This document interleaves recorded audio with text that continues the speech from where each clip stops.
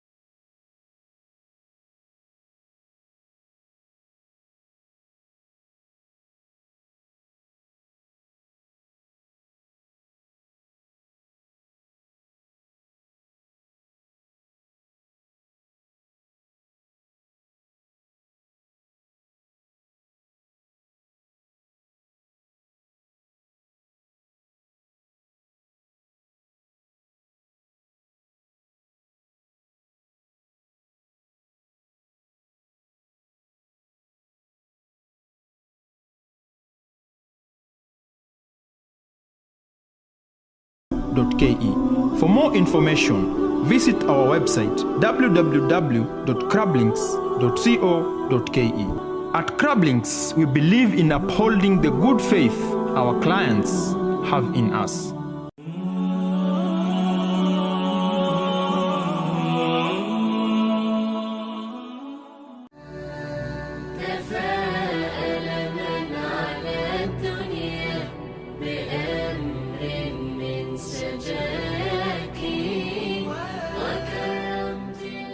Assalamu alaikum wa rahmatullahi wa barakatuh. Karibuni tena katika kipindi chetu cha Al-Muslima.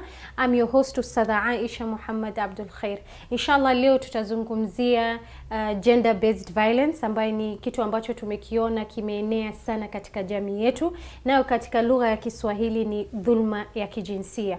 Inshallah today I'm joined by our sister Riziki, who is a clinical psychologist. Atatuelezea more about it and see if we are able to bring solution to this violence in our society, inshallah. Welcome my sister. Assalamu alaikum wa rahmatullahi wa barakatuh. Naam.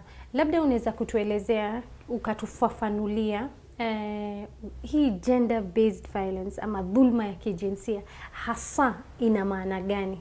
Na maybe unaweza kutupatia mifano ili tupate kuelewa zaidi, inshallah.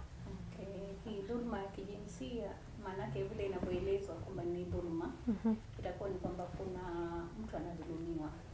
Na sana sana atakuwa anadhulumiwa kwa sababu pengine ya jinsia yake.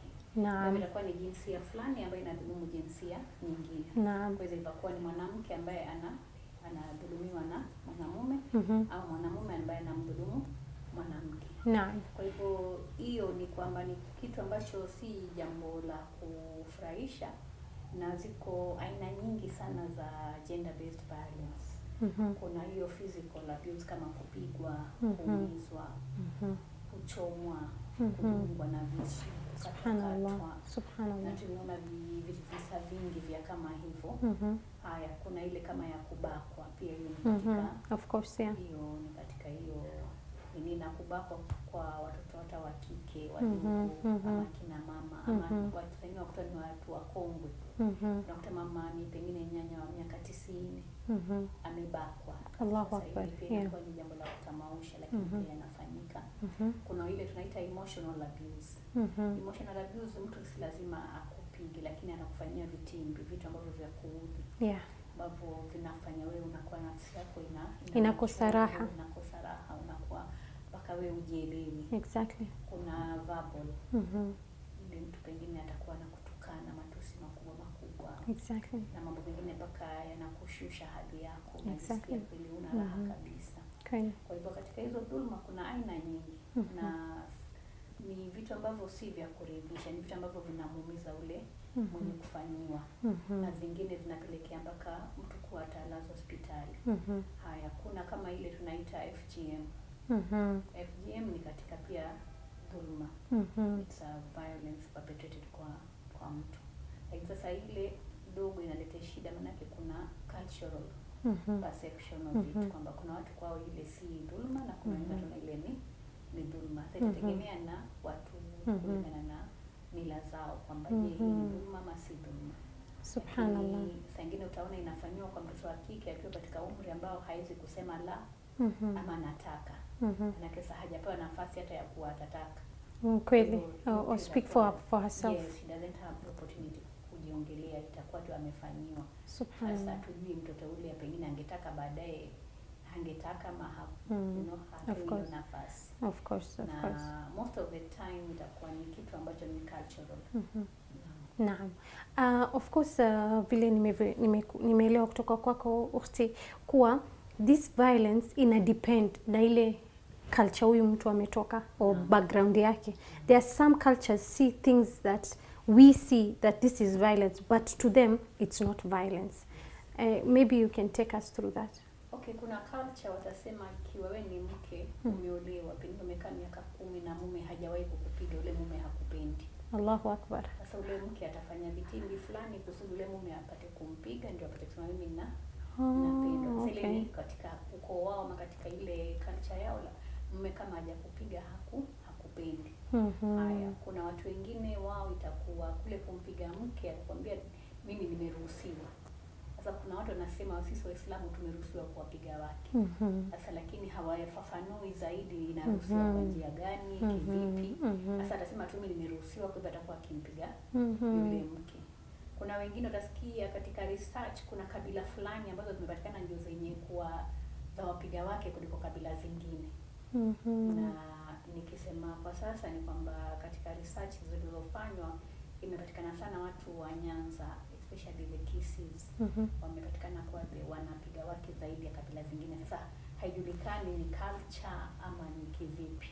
Subhanallah. Kwa hivyo huwa inaenda sana sengine na culture na vile pia malezi ya mtu alivyolelewa. Kwa sababu sana kama mtoto amemwona baba yake akimpiga mamake, kwake itakuwa wepesi sana pia yeye kumpiga mke wake. Maana kwake ni kawaida. Subhanallah. La ambalo anaona ni jipya, kisha anajua kwamba kukiwa na matatizo tunasuluhisha kwa vita. Na hivyo ndio ameona tangu akiwa mtoto. Mashallah. Subhanallah.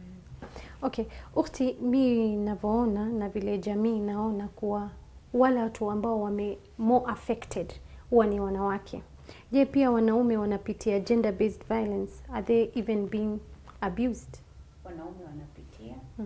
Na shida ya kuwa ukiwa mwanamume ni vigumu sana wao kuja kujieleza kwamba mimi nilipigwa. Maana kuna ile mwanamume hafai kupigwa na mwanamke. Kwa hivyo ikiwa alipigwa na mke wake atakuja kueleza watu mimi nilipigwa na mke. Kwa hivyo atanyamaza, itakuwa ni jambo la aibu. Na kwa sababu atanyamaza ule mke atazidi kumpiga. Na kumbuka tumesema violence can be emotional, can be verbal. Kwa hivyo itakuwa mwanamke pengine yatumia njia yoyote ya violence ambayo itakuwa inamdhuru yule mwanamume. Kisha saa nyingine tukisikia hizi carjackings sana tunasikia kuna wanaume pia wanabakwa. Allahu Akbar. Sasa mwanaume ataona haya kusema mimi amebakwa. Of course. Hata kwenda kutafuta ile ushauri ama kwenda hospitali saa nyingine anashindwa, ananyamazia. Allahu Akbar. Kwa hivyo pia wanaume wanapitia. Allahu Akbar. Lakini sana tutasema ni wanaume zaidi ndio wenye kufanya hizo dhulma kuliko wanawake. Okay. Lakini pia kuna wanaume ambao wanapitia dhulma. Kwa sababu tukaita dhulma ya kijinsia. Wanasema katika research in Kenya that out of 10 women 4 have experienced any kind of violence ambayo umezungumzia. Subhanallah. So what are the causes? Nini inaleta hii violence kuenea sana, hasatan tunazungumzia society yetu ya Kiislamu? Because sisi sasa tunaona kumeenea in a way that it was never like that before. Zamani wamama zetu walikuwa wapigwi vile wanavyopigwa leo, wasichana wetu hawapitii mateso ambayo wasichana wanapitia leo. So what is it? What has changed? Or rather, what is causing it? I wouldn't say kuna much that has changed. Nafikiri kina mama walikuwa wakipigwa, lakini ilikuwa ikichukuliwa kwa ni natural, it is normal. Okay. Na akienda kwa akisema mimi napigwa na barudi ukafanyia subra, ile ni kawaida. Kwa hivyo ilikuwa haionekani kama ni jambo la kutamausha ama ni jambo la kukaa lizungumziwe, ilikuwa ni jambo la kawaida. Okay. Sasa pia tumeenda watu wakiliongelea kwa wingi, ndio watu sasa wamepata ile nafasi ya kuja kujieleza kwa mimi napitia jambo fulani. Yes. Na sana utakuta mtu anaambiwa nyamazia ni mambo yake nyumbani.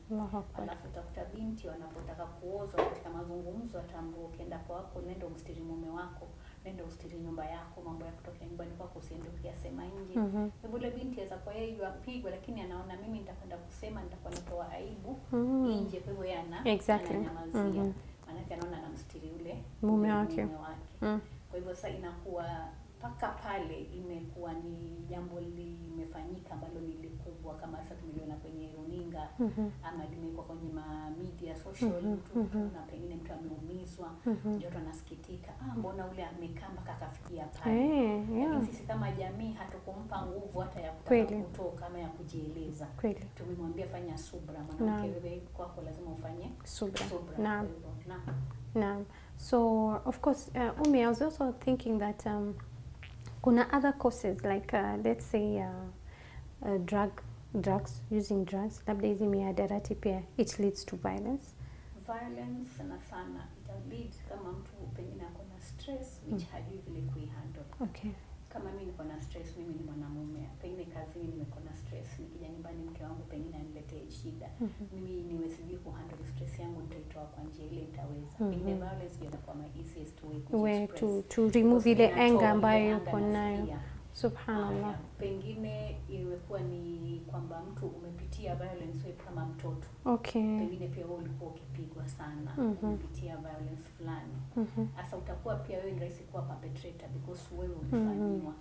Hawa wenye kubaka sana. Yeah, exactly. Walibakwa pia wakiwa watoto. Allahu Akbar. So itakuwa like atabakwa akiwa mtoto, alafu yakishakuwa mtu mzima pia naye anakuwa mbakaji. Allahu Akbar. Haya, wengine hiyo mfano vile kusema mihadarati. Ikiwa mtu umelewa huko kwenye pombe ama umetumia mihadarati, uko katika hali yako ya kiakili ya kisawasawa. Yeah. Unakuwa na ile tunaita irritable mood swings. Yes. Sasa unakuwa mara saa hii uko sawa, mara saa hii uko na hasira, alafu akikosa ile nini anakuwa na a lot of agitated, yeah. Very agitated. Yes. Kwa hiyo ni rahisi sana kuleta vita. Maana yake yuko already yuko agitated, yuko angry. Kwake ni rahisi sana kuleta vita. Tumeona kwa wamama zetu kwa TV sana, kwa magazeti, in the media, social media yote, kwa wanapitia machungu na taabu mingi sana. Tunaona they go to an extent of losing their arms, wanachomwa, wengine they go to an extent pia wanafariki kwa sababu ya hizi violence. Of course imekuwa na madhara na iko na impact kubwa sana kwa jamii yetu ya Kiislamu. Maybe out of your experience and the people that come to you and talk to you about it and all that, maybe you can tell us the impact of it in the society. Impact kubwa sana mimi nitasema ya hiyo dhulma ya kijinsia ni kwamba watoto wale ambao wanalelewa kwa nyumba ambao kuna vita huwa inawadhuru sana wale watoto maishani. Kwa hivyo mtoto atakuwa hata shule, pengine atakuwa yuko shule lakini hasikizi mwalimu. Kweli. Akili yake ipo kwenye ile vita ya jana nyumbani na nafikiria leo nikienda je kutakuwa kuna vita, mama atapigwa ama kutakuwa vipi. Kwa hivyo sana inaathiri watoto. Na utakuta kuna watoto wengine wataingilia mihadarati si kwa sababu wanapenda. Maana yake anataka kupoteza mawazo ya ile vita ambayo anaiona. What is happening at home? Ama yeye pengine mtoto amebakwa, kwa hivyo pengine haikushughulikiwa, utaona afadhali nitumie kitu kama mihadarati ama nilewe kusudi nijondole yale mawazo nisifikirie. Kitu kingine inakuwa kwamba kunakuwa na talaka nyingi. Manake mwisho mtu atachoka, atasema mimi siyawezi. Sasa kutoka kunakuwa na talaka. Na tunavyojua ni kwamba talaka impact yake kwa jamii ni kubwa. Yeah. Kwa watoto ni kubwa. Yes. Na tunasema kwamba family ama any society starts as a family unit. Of course. So when the family unit is broken down, the community is also breaking down. Naam. Inshallah we are going to take a break. Inshallah tunataka tufaidike zaidi. And after the break I want us to talk more of gender-based violence but in the marriages inshallah. Mpenzi mtazamaji, inshallah we are going to take a break and when we come back inshallah tutataka kuzungumzia impact ya hii violence kwa marriages ya Waislamu na inshallah we are going to get more information about that from our sister Riziki.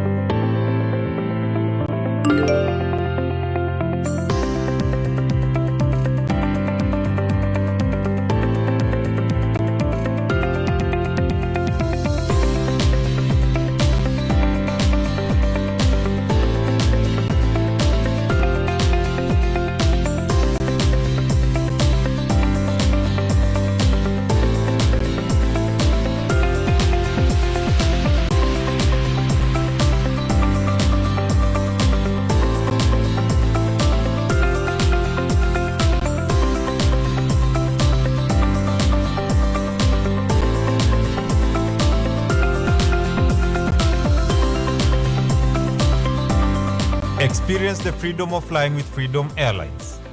Freedom Airlines, expand your horizons. Kifaru ina unga iliyo safi kabisa kwa mapishi ya aina yote. Unga wa kifaru ngano inapendeza kwa mapishi kama chapati, kaimati, mahamri na samosa. Kifaru ina pia unga wa ugali na uji. Unga wa kifaru ina vipimo tofauti. Kuna ya kilo 1, kilo 2 na pia kilo 5. Kifaru ni ya nguvu na utaipata kwa bei nafuu.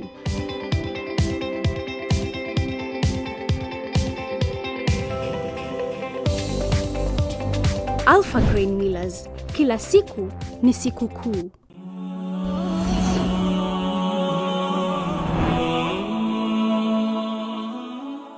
Tena katika kipindi chetu. Before the break we were discussing about the types of violence that we have in our society, lakini saa hii ningependa sana ukhti, kama tungeangalia katika masala ya violence in the marriages that we have today. In the beginning, before marriage, wani honeymoon everything that you see about the man or about the woman is all beautiful. They say the most beautiful words.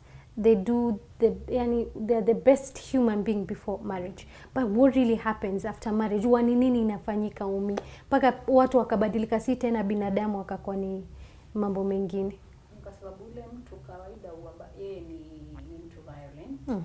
Lakini kwa sababu pale wakati wa ndoa kila mtu anataka kuleta the best foot forward. Nataka kumuoa huyu fulani mpaka nionyeshe mimi ni mtu mzuri, mpaka nionyeshe mimi ni mtu mtulivu. Kwa hivyo kwa ile wakati atajaribu kutulia. Lakini mara kwa mara itakuwa ikitokeza. Aidha atakuwa vile unavyomuona anavyojibu mtu, ama mwa vile anavyokuwa na watu, ama umemwona pengine ana hasira ya haraka na utaka pengine kupiga mtu kofi. Ama unamuona kwamba yeye vile anavyopareta akiwa na marafiki zake ama jamaa zake, utakuwa umeanza kuona kitu fulani. Lakini sasa ile mimi usema mapenzi yao yametuvaa, tunasema atabadilika. Ama haizi nifanyia mimi afanyia wale wengine. Mimi anipenda haizi akafanya ile hasira. Ama mume wangu ana hasira ya haraka, utasikia kuambia hivyo. Ama ana mkono mwepesi. Covering up. Ana mkono mwepesi. Yaani kutakuwa kuna jambo lile mtu atakuwa akitumia. Lakini hata kukubali kwamba huyu kidogo ninaona kama ana matatizo. Umi vile umetuelezea ni ukweli kwa mtu anapotaka kuolewa na asha fall in love, you don't see these signs because you're already in love. Hizi karakta zote tunafunikia vile umesema Umi, lakini there must be signs, a warning sign for us as women who want to get married. What are those warning signs kukuonyesha kwa huyu mtu is a violent person na baadaye anaweza kukuletea shida kwa maisha yako? Mtu kama ule utakuta ni mtu pengine mkiwa mnazungumzia jambo, opinion yake anataka iwe ni ile na hata kusikia opinion yako. Na katika kutaka wewe ukitaka kueleza yako pengine akwe mkali. Na sauti yake pengine imeanza kwenda juu. Ama unamwona na mkono ambaye pengine atakuwa ameinua na kwa anarudisha. Maana yake kama alikuwa anataka kukugonga anarudisha. Ama unamwona pengine kama ni mtu pengine katika mchezo kama wa mpira, wanacheza football pengine akiwa pengine amekosa na mwenzake, ni rahisi hata kwenda kupigana mahedi mangumi mpaka ashikwe, alafu mshikeni fulani. Yaani yeye ni mtu tutasema yeye ana hasira ya haraka sana. Ama ni mtu ambaye pengine mmeenda kwa hoteli mnaitisha chakula, vile anavyomuongelesha yule mwenye kupeana chakula, pengine akikosea kitu na kuwa na hasira na kumfokea na kumuongelesha kwa njia si ya heshima. Ama ukimwona pengine akiota na watu wake, unamwona anawakosea heshima, mazungumzo yake ya ukali, ya kukosa heshima, pale mtu kunaanza kuwa na kama warning signs kwamba huyu mtu anaweza kuwa na ataishi na wewe vipi baadaye. So you itafika pahali awe na hii tabia kwangu pia, ama ni mimi ni special sana kwamba haizi akanifanyia hii tabia naofanyia watu wengine. Sasa pale ni mtu anze kujiuliza kama ana hizi tabia, je, mimi ndio hata nifanyia? Kweli kabisa Umi. Alafu Umi, kitu nyingine ambayo inatusumbua sana, si tunaishi katika jamii ya Kiislamu ambayo mwanamke anapo go through emotional abuse ama physical abuse huwa hataki kusema, hataki kujitokeza because anaona hiyo kitu ni kama aibu. Unaona, at the end of the day wewe ndio umedhulumiwa, lakini wewe ndio unaona aibu. Subhanallah Umi, lakini there must be signs for us to know that this woman is going through any kind of abuse in her life. So what are the signs that inaweza kutu alert that this person is going through abuse? Muhimu kwanza tuelewe ni kwamba mtu yote mwenye kuwa anapenda sana kudhulumu, siku zote humfanya yule mwenye ambaye anamdhulumu kuona yeye ndio mwenye makosa. Allahu Akbar. Atamfanya ajihisi kama asingefanya hivi huyu hangelikuwa. kama singefanya hivi huyu hangenibaka. Utasikia kusema mbona mlikuwa mmevaa nguo fulani. Sasa mtoto mdogo wa miaka 8 wanabaka kwa sababu ya nguo fulani alivaa. La hasha, ni mtu tu kama ni mtu ambaye ni anadhulumu. Sasa mtu anafanya inaonekana kuwa ikiwa yeye anampiga mke wake, atakuwa akimwambia mke, kama hungenijibu vile mimi singelikupiga. Kama ungepika kwa wakati mimi singekupiga. Kama nguo zangu ungepolizifua zikawa safi singekupiga. Sasa yule mke anafika pahali anajiona yeye ndio mwenye kusababisha yeye kupigwa. Kwa hivyo yeye anabeba ile guilt na ile self esteem yake pia inashuka. Sasa na ule mwenye kufanya ile ashajua kwamba huyo nishamshukisha chini, kwa hivyo huyu anakuwa yuko chini. Kujieleza kwamba mimi ninadhulumiwa, mwanzo ashajilaumu. Anajiona yeye ndio mwenye makosa. Sasa atajieleza vipi na yeye ndio mwenye makosa? Haya, kisha sisi katika jamii tuko na ile kwamba lazima mtu usubiri katika ndoa. Wewe nenda rudi, fanya subira. Hata ukaenda nyumbani ukaeleza mume wangu mimi naona kidogo na mkono mwepesi, utaambia wewe ndio na mdomo. Pengine wewe ndio unajua kuchunga mdomo wako. Nenda upunguze mdomo, utaona hiyo itakwisha. Sasa always utalaumiwa. Na utarudishwa nenda ukafanye subra. Sasa pale tunapoichukulia na uzito ni pale sasa kumeharibika. Mtu pengine ameumizwa kabisa. Ndio tunaona sasa family na kutoka ikifoka. Kwa nini umetumizia mtoto wetu? Lakini all along amekuwa pengine akijaribu kueleza na inapuuzwa. Sasa ule mtu akishakuwa amepuuzwa, saa nyingine tuta notice signs. Unaweza kuona mwanamke mkono pengine kama alivunjwa. Ukimuuliza atakwambia nilikuwa nafuta nyumba nikateleza nikavunjika mkono. Nilikaa nikajigonga. Nilikuwa napika nikachomeka. Nilifanyika, yani saa yote yako na excuse ya kwa nini yeye ako na alama fulani. Haya, wengine wanaenda into a depression. Anakuwa yeye anajifungia na withdraw kwa watu. Anakuwa hana raha tena, alikuwa kama ni pale kwenye watu hendi, ataka tu kukaa ndani. Sasa sisi tunakaa tunasema peke yake. Yeye hapendi watu. Yeye apenda kukaa peke yake. Kumbe maskini yeye ameshashikwa na depression, yuko katika ile hali ya kuwa ana feel guilty, amejichukia, hana raha, ajua amwambie nani. Na siku zote mwanamke katika society marriage yake ikifail, she's the one to blame. Of course. Ama ni yeye hakuweza kudumisha ile ndoa. Ama kama alikuwa anapigwa, kuna makosa fulani yeye alikuwa anafanya ndio akapigwa. Sasa naona acha ninyamazie, nijistiri na nistiri familia yangu na nistiri ndoa yangu. Subhanallah. Na siku zote tunaambiwa penye wazee hapaharibiki jambo. Sasa wale wazee wanapokuja watasema fanya subra, kaa ufanye subra. Kaa ufanye subra. Sasa yule mwanamke anakuwa yuko katika subra. Wewe hapo katika subra. Kwa hivyo endelea kufanya subra. Sasa ile subra ataifanya mpaka wakati atakapouao, ndio tutasema subhanallah, kumbe ilikuwa ni mabaya hivi. Tulifikiri ni ile kawaida. Ama mpaka tuyaone kwenye runinga ndio tutasema kumbe ile mwanamke alikuwa akipitia mambo mabaya vile. Wengine wanapitia mambo mabaya ambapo lakini bado ataambiwa fanya subra. Kwa hivyo inakuwa ile mwanamke hana raha. Lakini sasa mimi kitu ambacho huwa tunasema kinaleta shida kubwa ni kwamba wale watoto wanalelewa na ule mama. Wanakuwa na affected. Manake wanamwona mama yao hana raha. Ule mama hatakuwa si mama mlezi mzuri. Manake yeye kama already ako na depression, hatakuwa na time ya kulea watoto wake vizuri. Haya, kama wanamwona baba akimchapa mama yao, wale watoto wanaanza kumdharau mpaka na ule mama.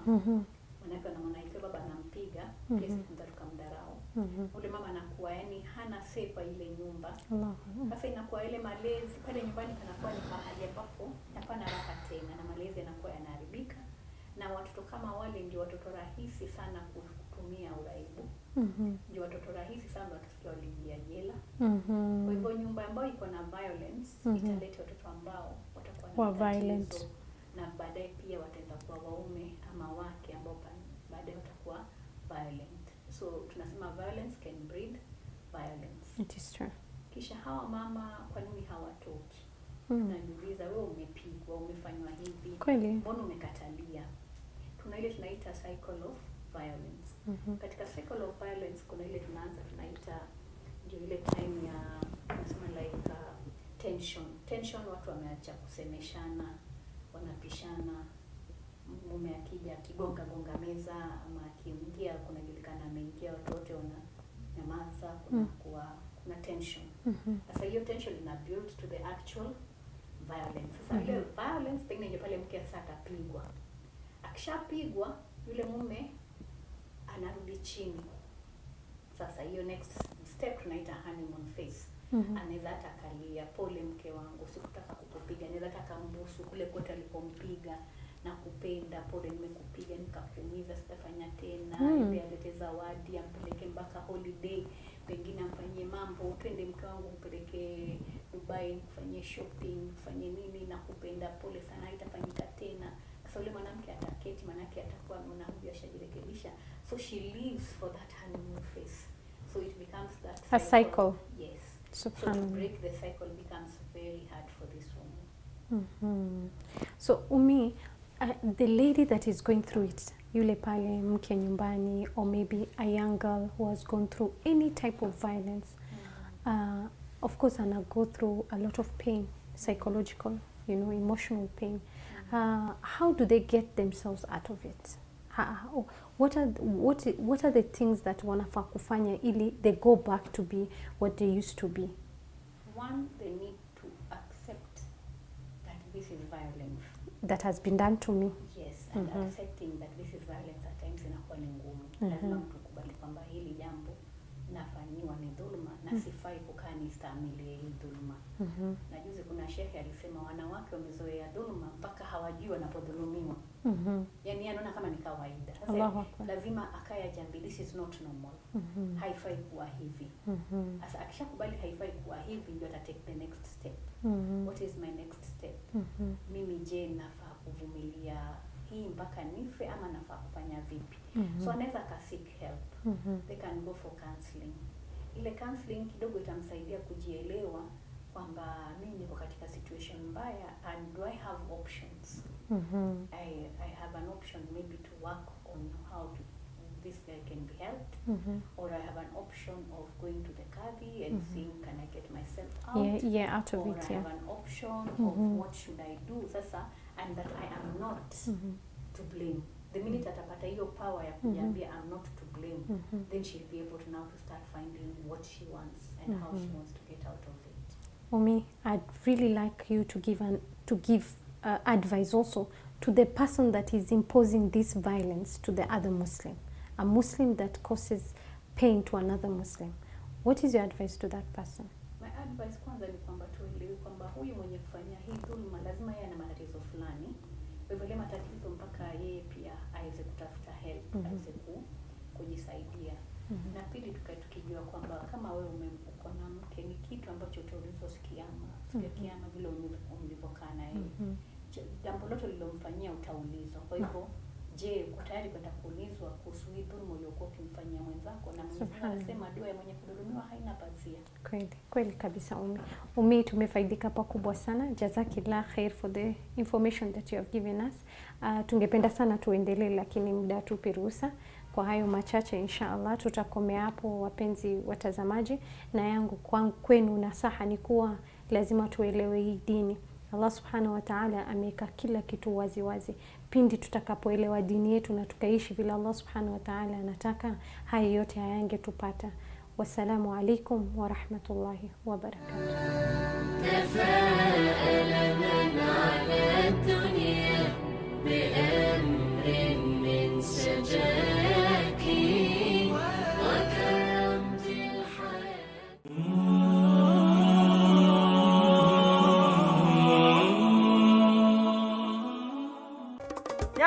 Nyama. Canned meat. Ya ng'ombe. Canned meat. Ya mbuzi. Canned meat. Ya kondoo. Canned meat. Canned meat kwa nyama halali, safi, freshi, isiyo na kemikali yoyote. Sasa tuna deliver kwa butcheries, supermarkets, shule, hospitali, na pia tunaweza kuletea kwako nyumbani. Tupigie simu kupitia nambari 0726 620154 ama 0729 319650. Email address yetu ni sales@kenmeat.co.ke. Tunapatikana at the River Export Processing Zone. Who doesn't want a state of being free from germs and dirt? You can only achieve this through Sapphire Industries. Sapphire Industries, manufacturers of Ubah Bathing Soap and Ubah Hotel Soap, a soap so good it brightens up your mood. Ubah hand wash, available in apricot, cool breeze and strawberry fragrance. It moisturizes and protects your skin. Ubah Bahur hair shampoo with pleasant bahur and oud fragrance, confident look, pocket friendly and lovely fragrance. Ubah multi-purpose detergent. Experience a new level of cleanliness. We supply to homes, hotels and institutions. You can walk into any of our distributors in South B, South C, Nairobi West and Eastleigh. We also deliver across the country. For orders and inquiries, contact us on 0777 111 332. You can also find us on our social media platforms. Sapphire Industries, improving standards, improving lives. Ubah, a purely Kenyan product.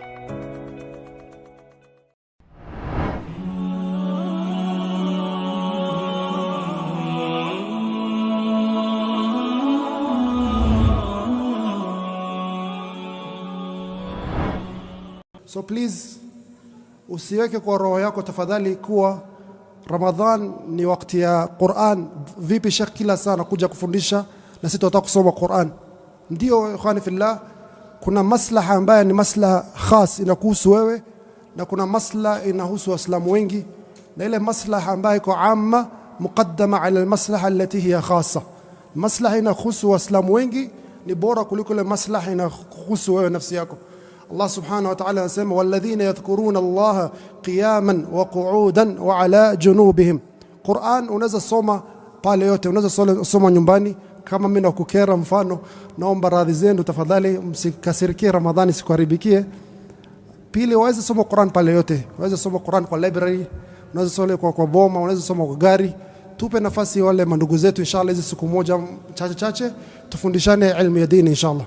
بارك الله فيكم. الحمد لله رب العالمين وأصلي وأسلم على المبعوث رحمة للعالمين وعلى آله وأصحابه وسلم تسليما كثيرا وبعد. Inshallah we'll have time for questions and answers. We'll have a short class first. Ikhwani fillah, tonight or today, after Asr today, we're talking about the voluntary fast. We are continuing with the book of Siyam. There's some fasts where Allah subhanahu wa ta'ala has made it voluntary to fast. And this is something to come closer to Allah Azza wa Jal. So what are these fasts that are voluntary for you as a Muslim to fast? What are the fasts that you're disliked as a Muslim to fast? And what are the fasts that are haram for you as a Muslim to fast? This is our topic for today. May Allah subhanahu wa ta'ala benefit all of us in it. The Prophet alayhi salatu wassalam, he says, من صام يوما في سبيل الله بعد وجهه عن النار 70 خريفا. The Prophet عليه الصلاة والسلام, he says, whoever fasts 70 years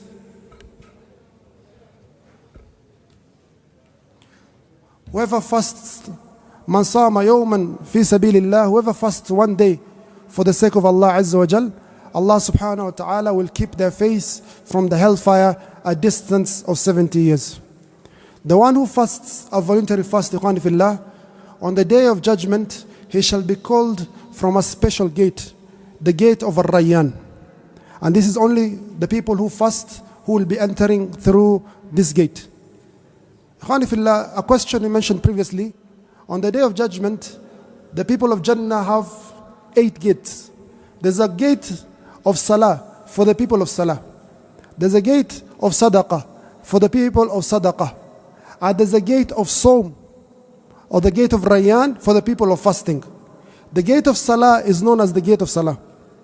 The gate of Sadaqah is known as the gate of Sadaqah. But the gate of fasting is not known as the gate of fasting, it is known as the gate of Ar-Rayyan. Why did the gate of Jannah change when it came to the issue of fasting? Have you understood the question? The Salah, the gate is called Salah. Sadaqah, you enter through the gate of Sadaqah. But for Som, you do not enter through the gate of Som, you enter through the gate of Ar-Rayyan. Why do you not enter from the gate of Som, you enter through the gate of Ar-Rayyan? Ikhwani fillah, because Som has the meaning of denying yourself. Have you come to Jannah not to eat, not to drink, not to be with your wife? Is that the reason of Jannah? So the gate of Jannah has to have a meaning that is applicable to you. Ar-Rayyan, the Arabic language, means to quench your thirst so that you are never thirsty again. So this is one of the virtues of fasting, a voluntary fast. When are you supposed to have the intention with regards to a fast that is voluntary? For the wajib fast, you have to have your intention from the night. Otherwise, your wajib fast will not be accepted. As for the voluntary fast,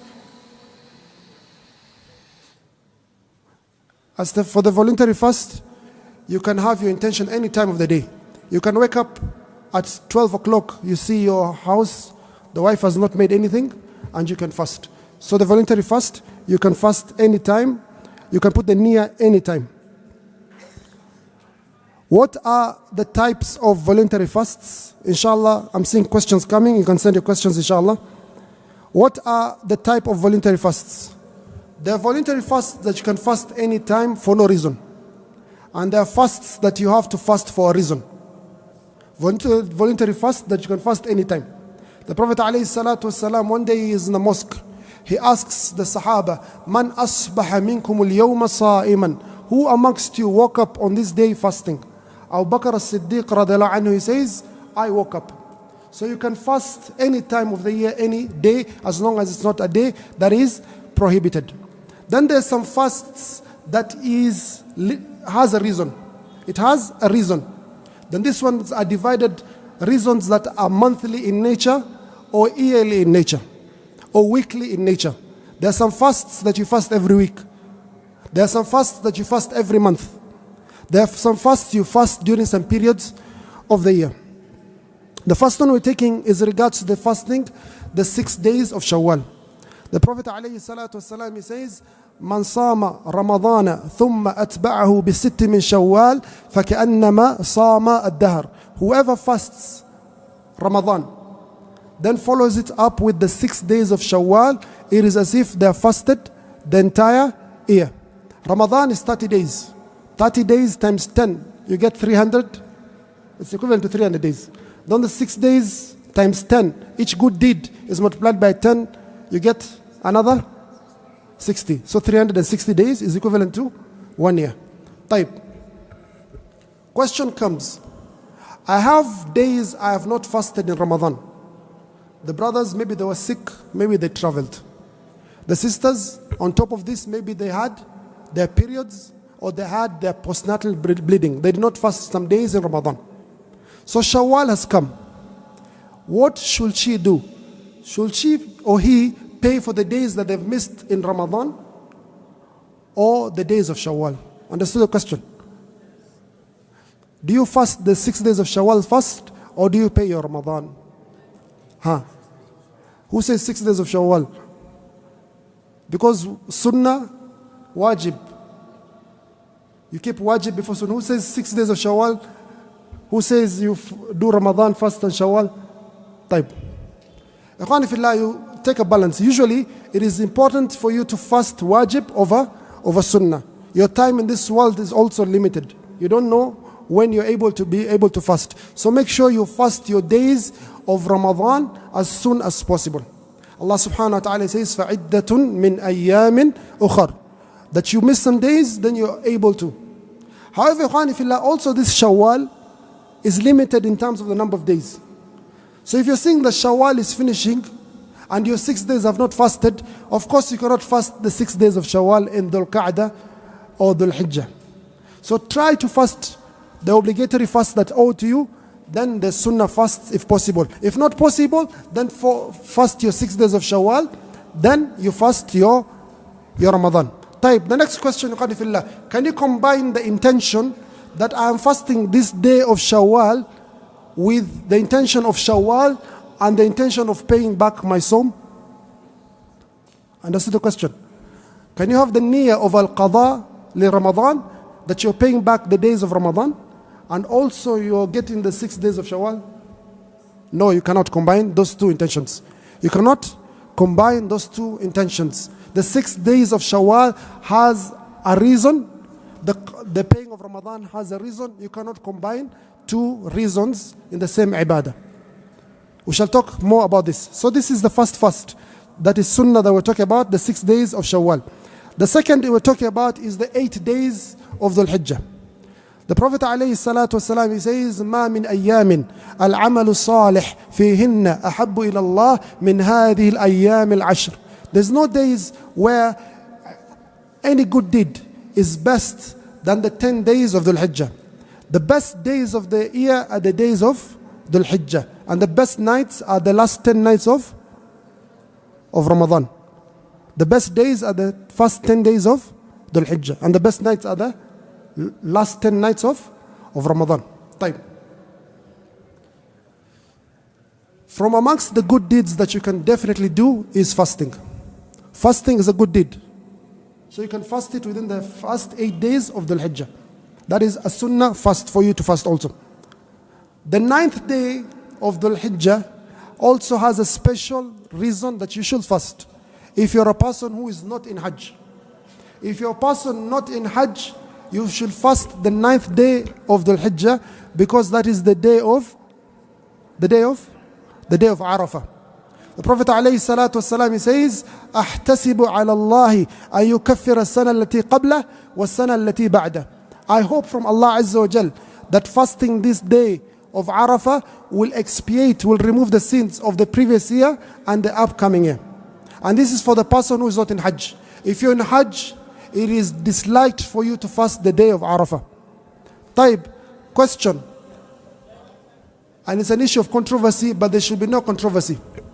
How is it possible, Khani Fillah, that people are standing in Arafah, in Mecca, they're performing the ibadah or the day of Arafah, yet you here in Kenya, you say, my Arafah is not today, my Arafah is tomorrow. How is that possible?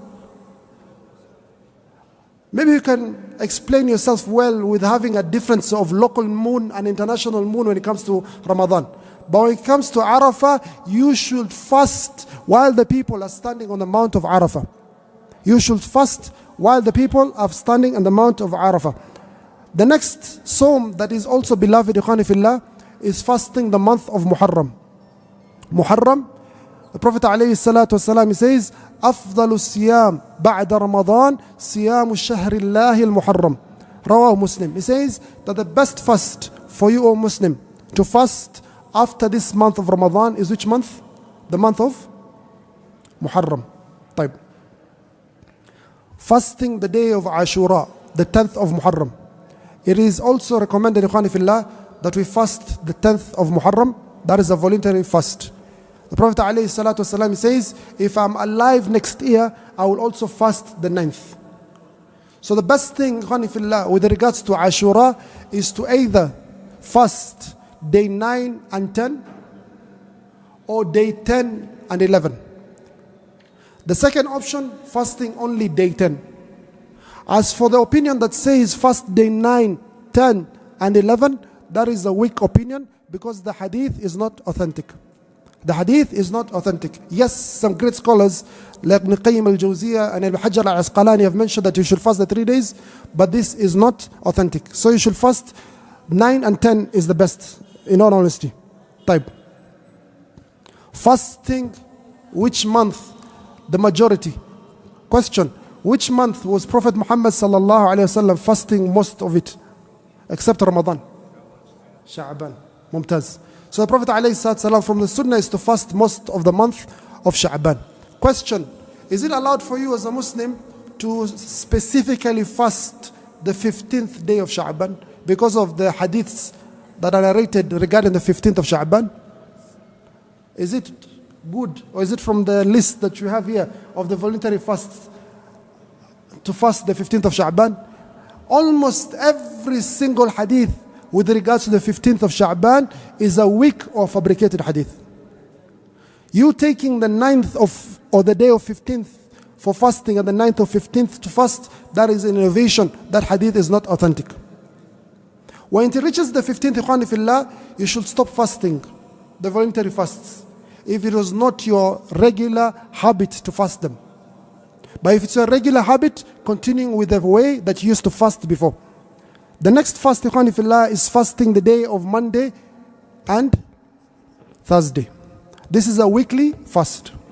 And this is when our deeds are presented to Allah Azza wa Jal. The Prophet ﷺ was asked, why do you fast these days? He says, these are the days my deeds are presented to Allah Azza wa Jal, and I love for my deeds to be presented to Allah Azza wa Jal while I'm fasting.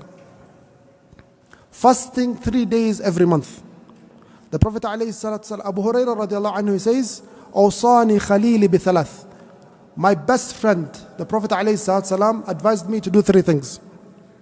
And this advice you should all take. Advice number 1 is that you pray the Salatul Duha. Advice number 2 that the Prophet gave Abu Hurairah radiallahu anhu is that you do not sleep until you have prayed your witri prayer. And advice number 3 is that you fast 3 days in every month. Choose any 3 days. It is not a must for you to follow 13, 14, 15. Fast any 3 days. If you wish, you can fast the white days, which is day 13, 14, 15 of the month.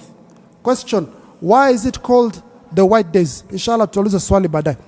Why is it called the white days? Why is it called Ayamul Bid? Why are the white days called the white days? Sheikh, there's maybe 500 people in the mosque. I think someone can answer. Hamza now. The moon is white.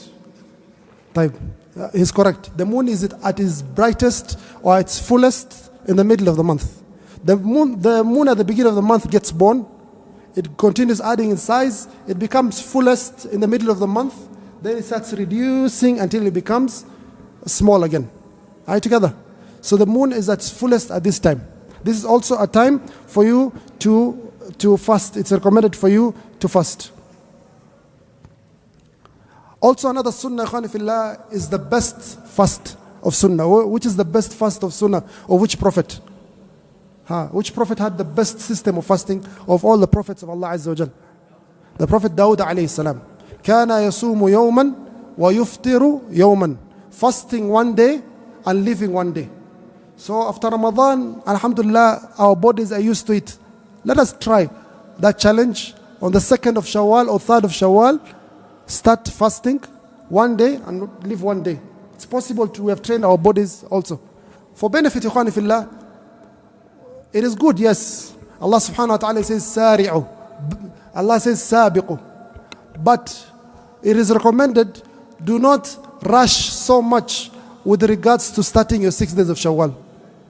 Shawwal, Eid was yesterday, you're starting your Shawwal today, it's okay, no harm. But better to delay it a little bit. Why? Yet the Quran says, Sabiqu, Sari'u. Sheikh, you're conflicting the Quran. What's the answer? Why should you delay your Shawwal at least a few days after the Eid? Because you have families, you have friends, you have companions, you have neighbors to visit. Are you together? And you go to visit your neighbor or your relative on the 2nd day of Shawwal, and they bring for you something and you say you're fasting. Just for their hearts, do not fast. Start your fast about 3 days, 4 days after. But you know yourself better. If you know that if I don't fast from day 2, I will not be able to fast, then fast. But the best way is wait a little bit more so that you fast thereafter. That is just for benefit. So option number 1, you can fast one day and live another day. Another option, and this is a sunnah that most people do not know, is that you can fast one day and break your fast for 2 days. Abdullah ibn Amr ibn al-As radiallahu anhuma, one of the Abadila, he used to fast every single day and pray the night prayer every night, the entire night. The Prophet ﷺ says to him, you should fast 10 days in a month. He says, I'm able to do more. He says, fast 7 days. He says, I'm able to do more. He says, fast 3 days and do not add, fast 1 day and break your fast 2 days. He says, I'm able to do more than that. He says, then the best for you is to fast the Psalm of Dawood. 1 day you fast and 1 day you break your fast. Do not fast every single day. So from the hadith, it's mentioned clearly that another sunnah you can do is fast 1 day and you eat 2 days. So in a month you fast how many days? In a month has 30 days. If you fast 1 day and you break 2 days, in that month you will have fasted how many days? 10 days. You'll have fasted 10 days, a third of the month, and you'll have broken your fast 2/3 of the month. That is also a sunnah fast that you can fast. What is the ruling of someone who fasts every single day apart from the days that is haram to fast? You have many scholars in Islamic history.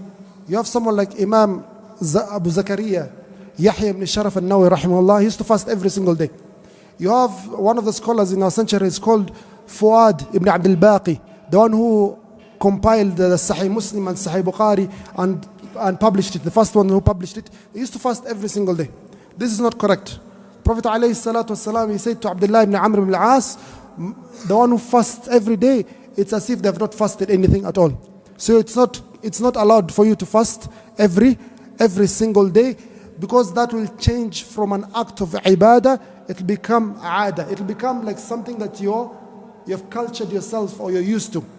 So do not fast every single day. Fast some days, and some days you eat. Also, if you're in Hajj, the day of Arafah, do not fast.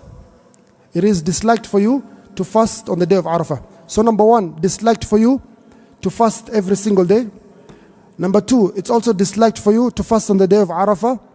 Number three, to fast on Friday is also disliked.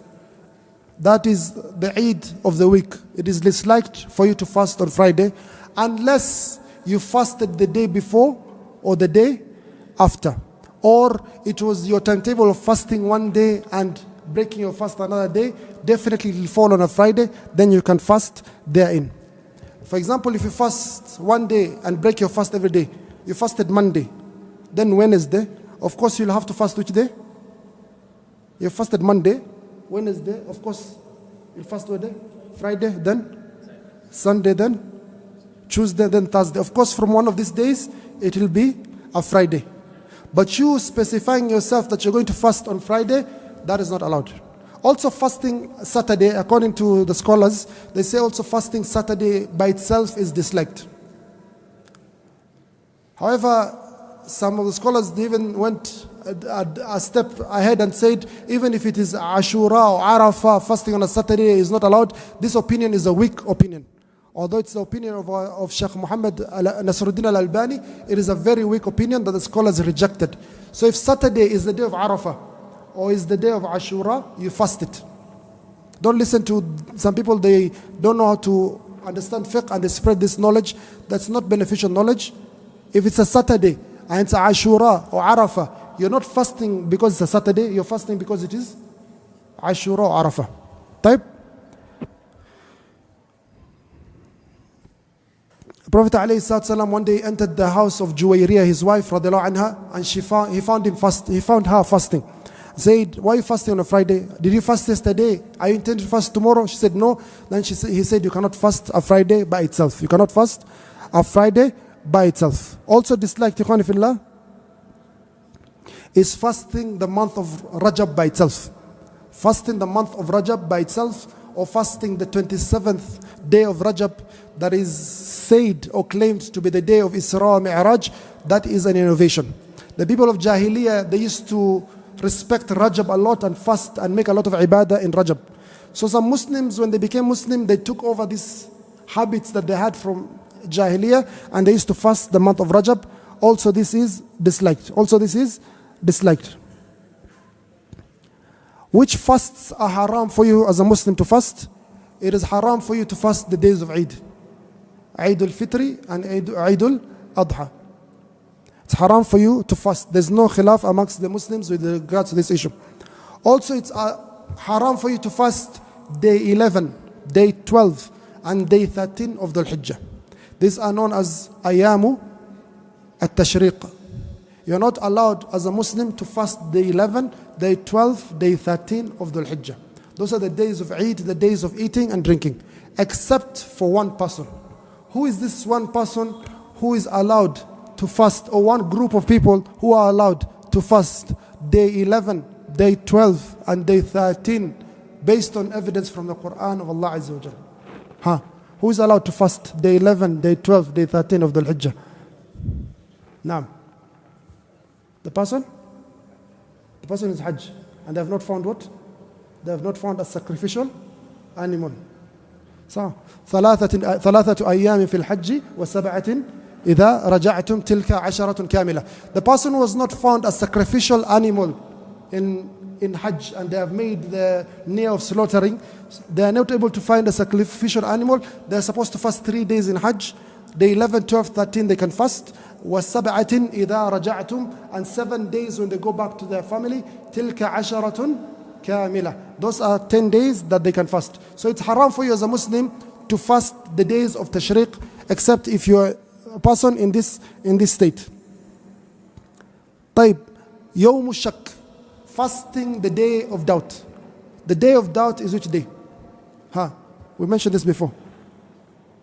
No, Ramadan. Which is the day of shak? What is the day of shak? Conflict of sight in the moon. What day? What's the date on the calendar? The day of shak.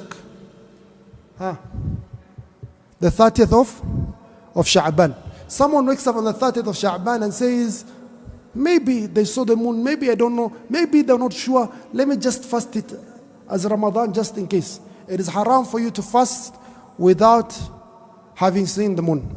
So fasting the 30th of Sha'ban without seeing the moon just because you want to be safe is haram. Allah subhanahu wa ta'ala says, فَمَنْ شَهِدَ مِنْكُمُ الشَّهَرَ فَلْيَصُمْ. Whoever witnesses the moon, then they should fast. You have not witnessed the moon. Why are you fasting? The Prophet ﷺ says, "Sumu li ru'yati wa aftiru li ru'yati." You should fast when you see the moon, and you should break the fast when you see the moon. Type. The second question, also related to this issue we've talked before.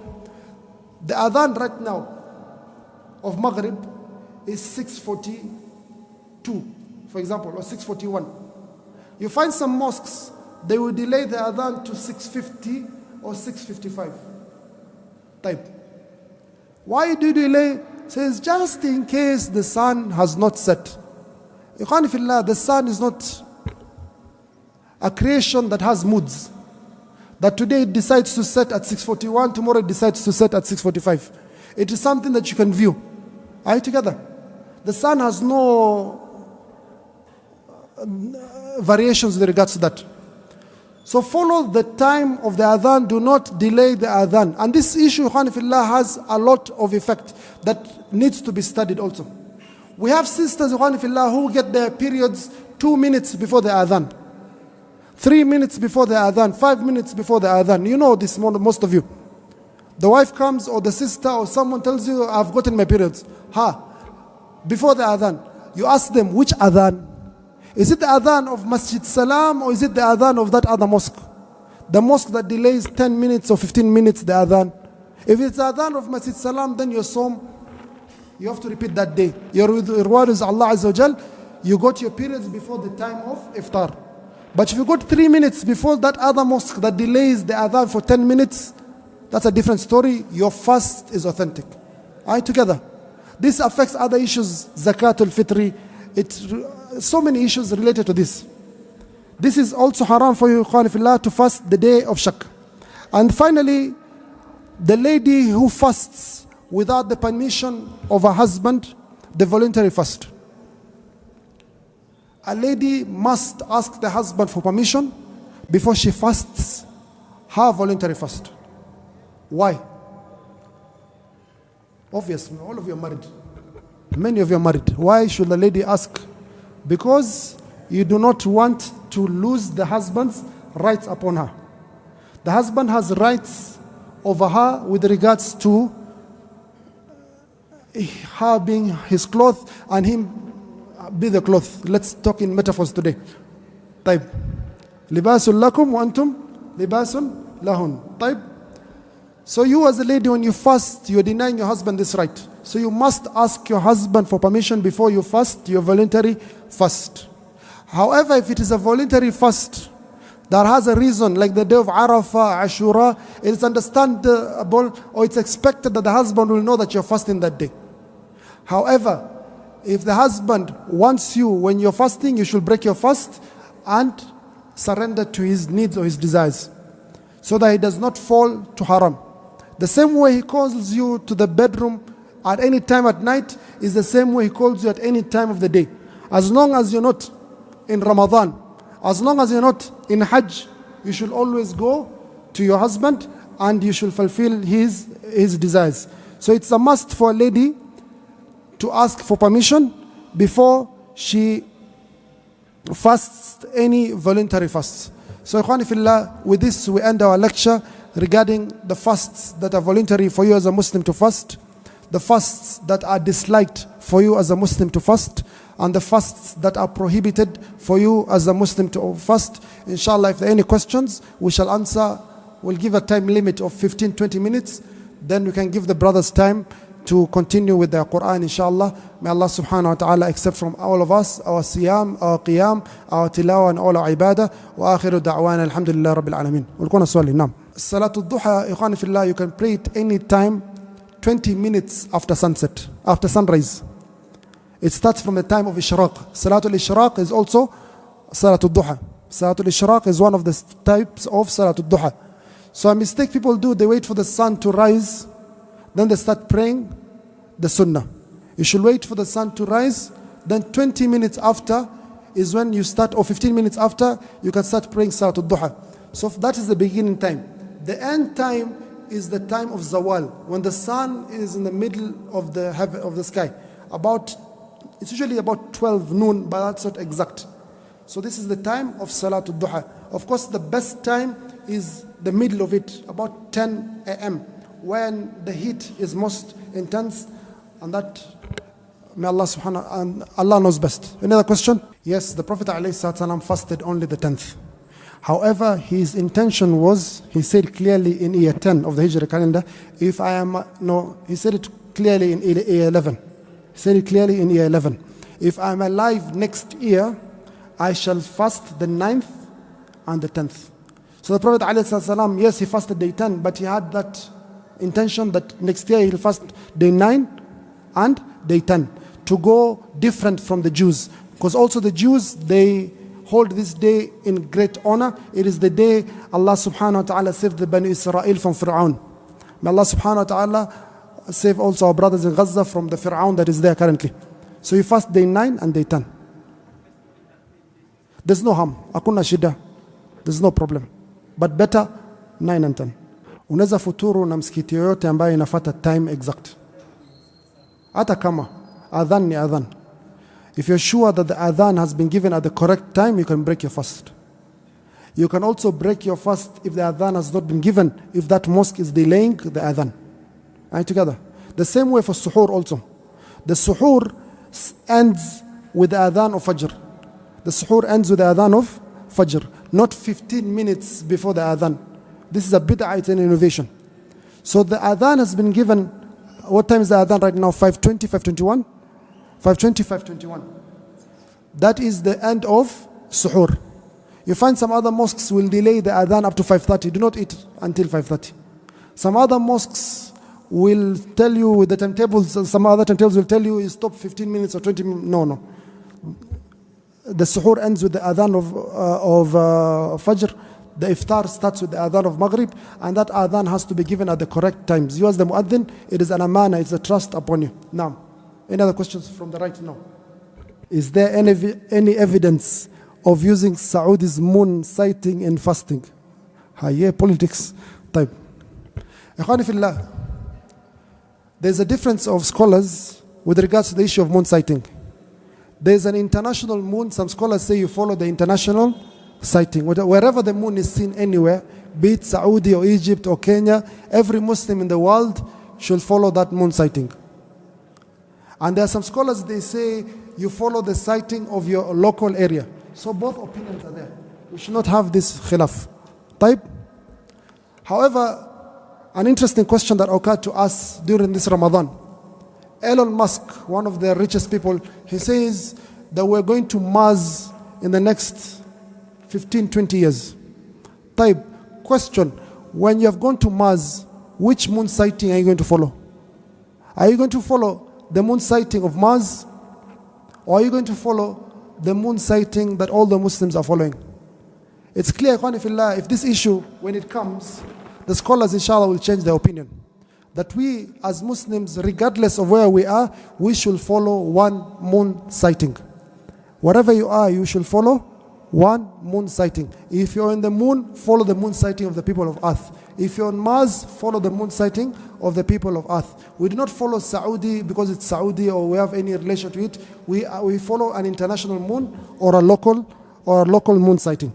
The next question that they're asking, what will one do for the many months that they were baligh and they did not fast? Type. For you to have reached, for fast to be obligatory for you, from amongst the conditions is you have to have reached the stage of puberty. Puberty is known with a number of things. Number one, you have a wet dream as a boy. You have to start fasting from the day after. During the day, today for example, you have a wet dream. From tomorrow, Som is obligatory upon you. You have not fasted for whatever reason. All those days, try and estimate how much it is and fast. Every Monday and Thursday when you're fasting, keep an intention that you're fasting for those days that you did not fast. So this is the first way of knowing someone has reached puberty. The second way of knowing someone has reached puberty is that they grow hair on their private parts. So if you have hair grown on your private parts, it is obligatory for you to start your fasting. The third way for you to know that you have reached the stage of puberty is for you to reach the age of 15. The mistake majority of Muslims do is that they follow the Christian calendar and not the Muslim calendar. Your age is what the Hijri calendar says. So you're 15 based on the Hijri calendar, not the Christian calendar. If you want to follow the Christian calendar, then it's wajib for you to start fasting when you're 14 and a half years old. If you have not had these other two signs. If you have not had these other two signs, you wait until you have reached 15 on the Hijri calendar, not the Christian calendar. So many of you brothers in the mosque right now, you are cheating in your age. Most of you are 1 year older than you truly are in terms of benefit, inshallah. Prophet Allah subhanahu wa ta'ala says, حَتَّى إِذَا بَلَغَ أَشُدَّهُ وَبَلَغَ أَرْبَعِينَ سَنَةً. Until you have reached the age of 40. When do you reach the age of 40? Based on which calendar? The Islamic calendar, the Hijri calendar that starts from Muharram to Dhul Hijjah. The fourth way that you know that you have reached bulugh, you have reached puberty, is for the girls. They get something known as their periods. So she gets her periods. Periods usually last for 6 to 7 days. When she takes her bath, Som becomes obligatory upon her. Question: how young is the youngest a girl can be when she gets her periods? 25, 12, higher, 8, higher, 9. The youngest she can be is 9. If she gets blood before this, it is not considered to be her periods. So imagine a girl who's 9 years of age, Som becomes obligatory upon her. She started fasting when she was 15 or 18. 15 minus 9 is 6 years, plus that 9, that's 7 years. That's mathematically, you have to not count. 9, 10, 11, 12, 13, 14, 15. Don't say 15 minus 9 is 6, it's actually 7. You have to count the first year also. So she has to fast those 7 years that she missed. 7 years times 30 is 210 days of fasting that's due upon her. The next question is it allowed for me to go with my mom to Hajj as a mahram? For the sisters, for you to travel, you must go with a mahram. However, the madhab of Imam Shafi'i rahimahullah has a small interesting thing. It allows you to travel with other women as long as one of those women has a mahram. Are you together? You should never travel as a sister without a mahram. The mahram is there for your protection and your security and your safety.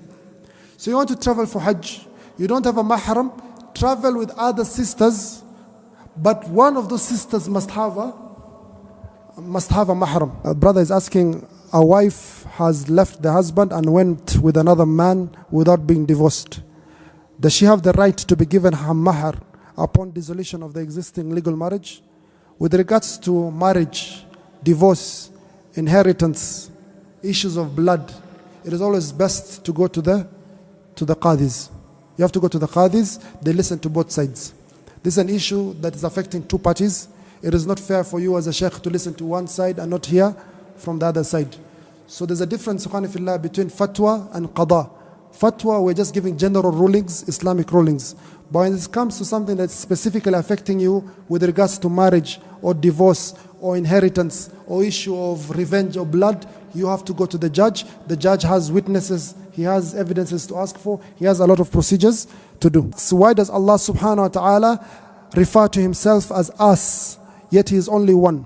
Allah says, Inna anzalnahu fi laylatil qadr. We revealed it on the night of Laylatul Qadr.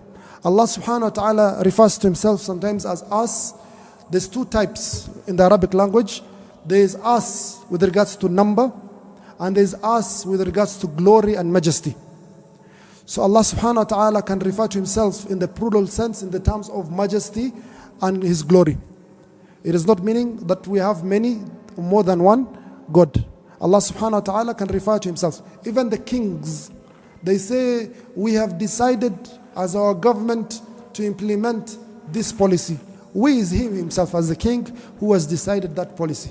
So you as a king or a leader from majesty, you can refer to yourself in the plural sense. Says, can you use the adhan on the mobile phone app if you're somewhere else, there's no mosque?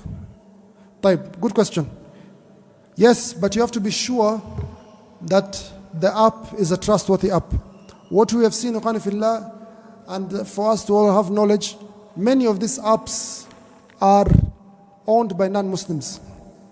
And more specifically, the Israelis. The Jews have a hand in many of these apps that are Quran apps or Adhan apps. They're not people to be trusted. But many of these apps, they're correct. So check your app with the Adhan of the mosque. If it is always correct, then you can follow your app. And better yet, you have eyes that Allah subhanahu wa ta'ala has given you. Look, has the sun set? Break your fast. Has the sun set? Break your fast. That is even much better. Are you allowed to perform Hajj if you have a debt that you're paying? This is a question that we asked every year. Are you allowed to perform Hajj? Unaweza enda Hajj na kuna deni watu? Who says yes, you can perform Hajj and you have people's debt? Who says no, you cannot perform Hajj? You have to find a balance. Some debts are spread over a long period. Some debts you have to pay immediately. The right of that person is greater than your right to perform the Hajj. Pay off the debt of that person. But if you go and decide to perform your Hajj yet you have a debt, that does not mean that your Hajj is rejected. It does not mean that your Hajj is rejected. Maybe the reward has been reduced. So you're allowed to perform the Hajj, yet you have a debt. A mistake that many of us do in our times is the Muslims, or many of the Muslims, are no longer as trustworthy as before. There's no point of you taking my money, running away with my money. I call you 1,000 times, you don't pay my money. Then the day that you die, your family comes, asks me for forgiveness. Why? It is my right. I've given you money. You've come, you've asked me. And subhanAllah, some people come, they cry, they talk a lot of stories. The time you give them that money, you not see them again. So they say if you want to know the character of someone, travel with them, or live with them, or give them a debt. You give someone pesa ni kukosana. Heri usimpatie hata hiyo pesa. So be very careful with this issue of debt. The shaheed does not enter Jannah if he has a single debt left. Now, any other questions? Any other questions?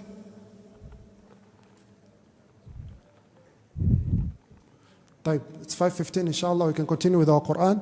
وآخر دعوانا الحمد لله رب العالمين والسلام عليكم ورحمة الله وبركاته.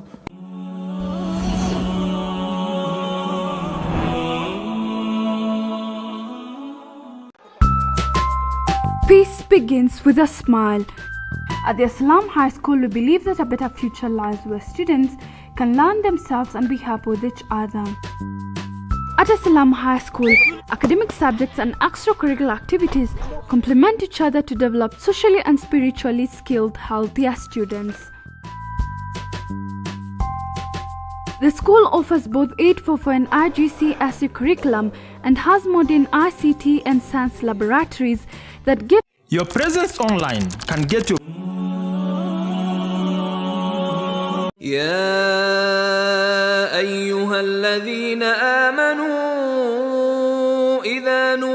للصلاة من يوم الجمعة فاسعوا إلى ذكر الله وذروا البيع ذلكم خير لكم إن كنتم تعلمون.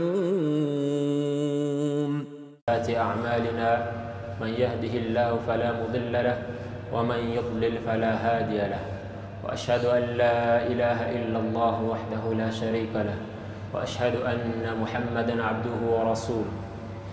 يا أيها الذين آمنوا اتقوا الله حق تقاته ولا تموتن إلا وأنتم مسلمون. يا أيها الناس اتقوا ربكم الذي خلقكم من نفس واحدة وخلق منها زوجها وبث منهما رجالا كثيرا ونساء واتقوا الله الذي تساءلون به والأرحام إن الله كان عليكم رقيبا. يا أيها الذين آمنوا اتقوا الله وقولوا قولا سديدا يصلح لكم أعمالكم ويغفر لكم ذنوبكم ومن يطع الله ورسوله فقد فاز فوزا عظيما. أما بعد، فإن أصدق الحديث كتاب الله وخير الهدي هدي محمد صلى